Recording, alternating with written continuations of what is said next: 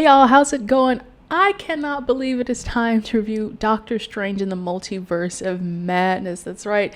Movie is finally out, and just as a preface, y'all, I'm going to keep this as spoiler-free as possible. I think that this is one of those movies where you don't really want anything revealed to you, and so I'm gonna really just focus on more of the stylistic elements than any of the plot choices or things like that.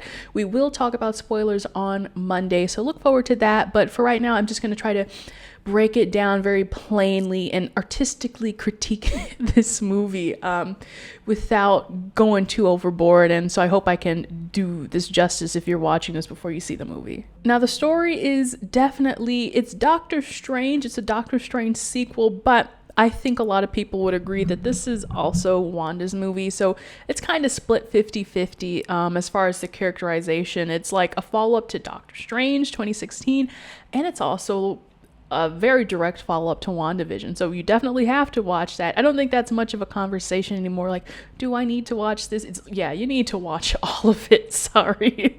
But, you know, as a Doctor Strange fan more than I am a Wanda fan, I did enjoy that they still found the time to give Doctor Strange enough screen time, to give him enough balance, to give him enough character development, because I was very weary about that coming in, that, you know, there's so many characters that they have built and, you know, a lot of stuff going on, and so I was very pleased as a Doctor Strange fan. I've even got my Eye of Agamotto, that they did his character justice throughout the movie. So if I could give you just a teensy weensy, if I could summarize the plot without giving too much away, and I just wrote it down because I was like, there's no way I want to go off script and then spoil something, you know, that I wasn't supposed to. So here's my summary of the movie. Plot-free, spoiler-free. America Chavez, we've seen her in the trailers, that's not a spoiler, falls into Doctor Strange's timeline. In order to send her back, he needs a certain magical MacGuffin. In order to help him find it, he asks Wanda for help, but Wanda seems to have different intentions and things go awry from there. Wasn't that very spoiler-free? Because it's like, if I say anything else, it would spoil a lot. So I think that does it well. I had to give you my best Kevin Feige answer. And I mean, as far as the whole story, we do really get some great emotional arcs from Wanda and Steven.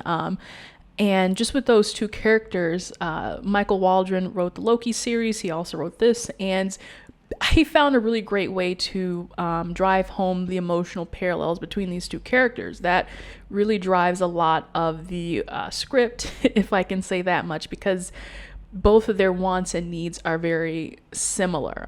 So I found that to be very satisfactory. I know a lot of people are also very, you know, Wanda is a very huge character that has grown on a lot of people. Again, I'm not a Wanda stan. I do like her. So I think she was done in a great characteristic way. I don't think I have any qualms. Maybe people who really, really like her will find some things to pick apart. But for the most part, I think, you know, it was the right kind of trajectory for her character after going into WandaVision.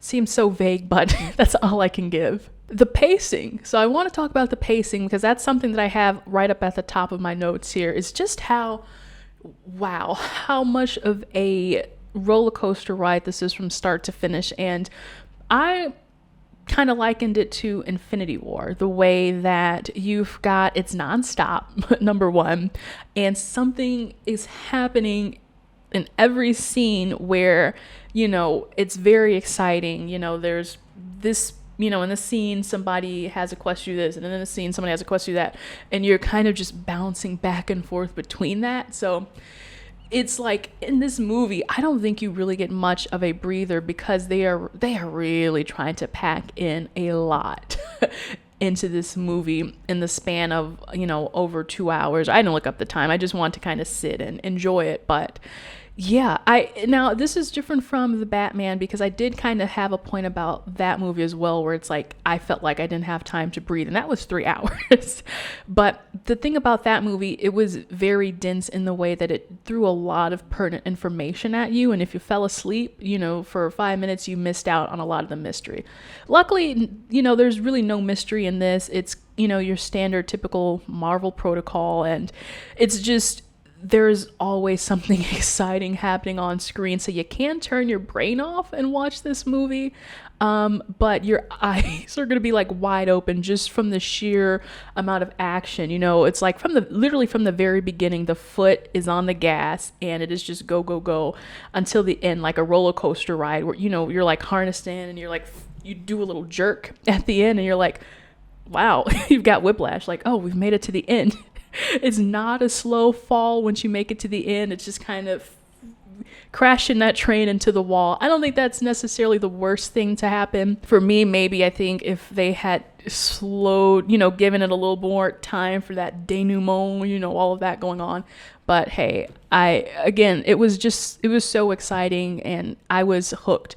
Every second that I don't really have too much to complain about there anyway. Now for the directing, I gotta give it up to Sam Raimi. He took over after Scott Derrickson left and, you know, creative differences, that kind of stuff happens. But the good thing is Sam Raimi knows horror. He knows his way around the genre. And so I think he did an excellent job directing this. There were some really creative scenes, and I wish I could discuss these scenes with you. It had its own style to it, and really stylistically, I think it definitely sets itself apart from the MCU. It's just something that you have to experience in order to understand, and it kind of weaves together, you know, the typical MCU stuff, the trippiness that you get from it being a Doctor Strange movie, the horror elements that they want to incorporate, as well as what I described as whatever other jazzy flavor Raimi brings to the table.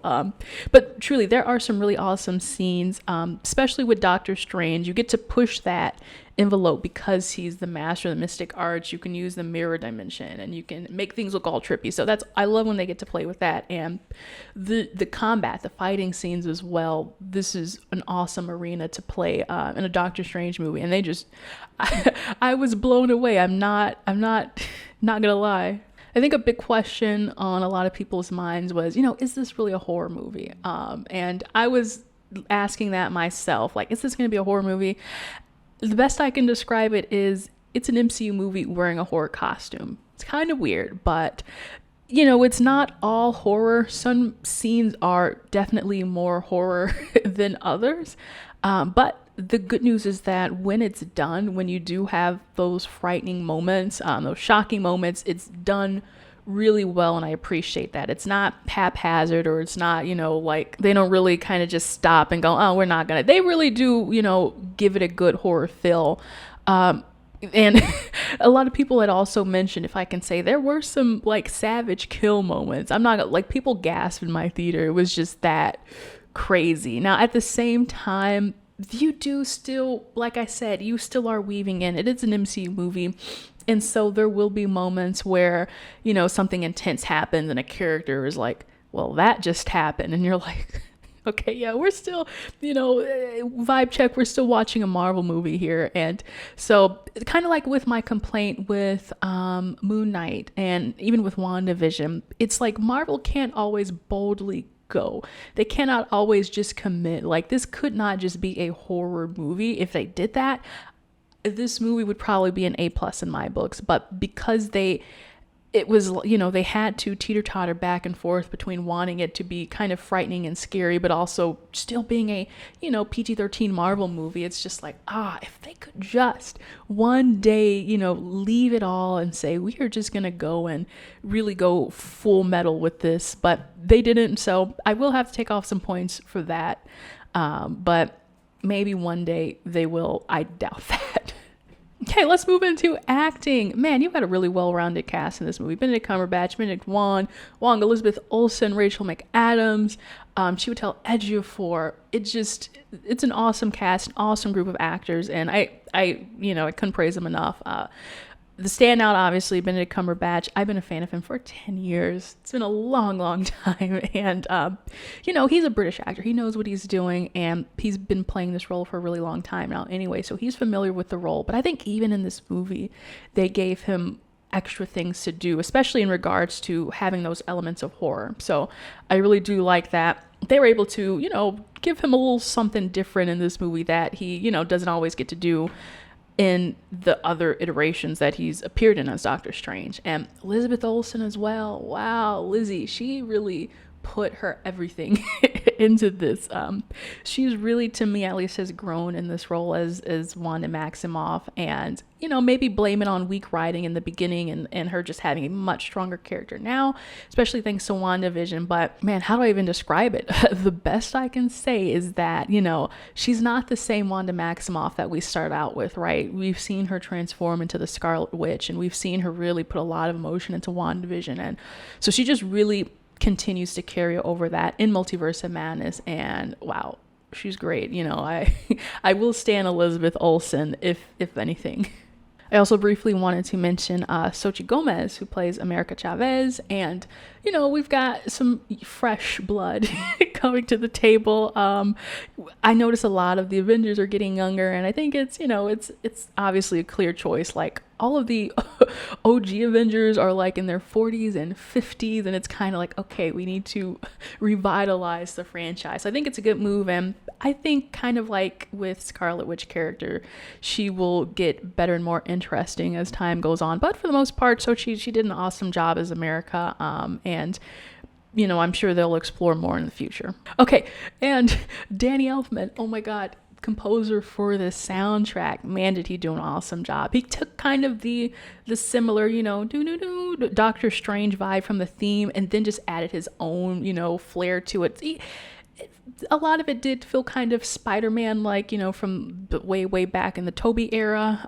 There's a little bit of rock and roll here and there, but he always has just like this, like, even if it's serious, there's a little bit of peppiness to it. It's hard to explain with his composition, but Raimi and Danny Elfman it's an awesome duo. I'm glad they teamed up again, and I think he just did a really awesome job. I couldn't think about that enough. So we come to the end. Do I have anything bad to say about this movie?